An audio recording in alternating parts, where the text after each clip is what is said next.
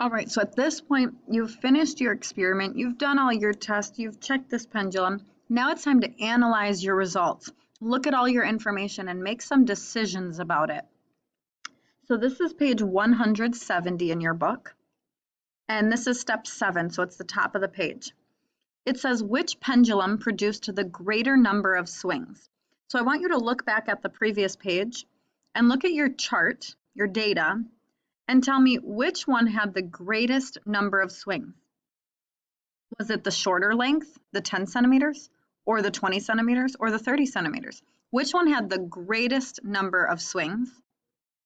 And was this true for all string lengths? Was it the big washer and the little washer? Write down your answer here. Step number 8. Which string length produced the least number of swings? So was it the shorter one or the longer one? The 10 centimeters, the 20, or the 30?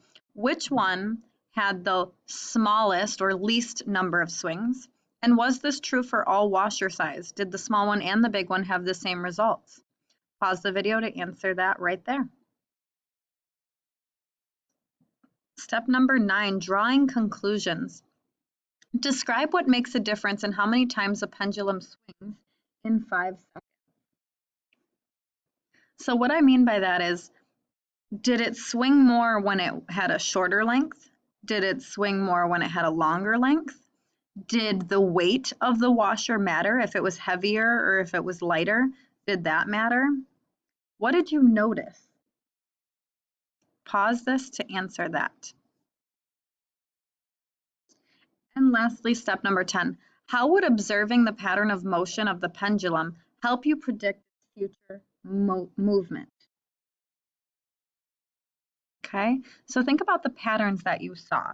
Could you predict what it's going to do next? Tell me what you think it would do next if you were to swing it again. What type of movement would it have? And did it show any patterns? After you've answered this, you can go get your book checked by me and you're all set. Great job, guys.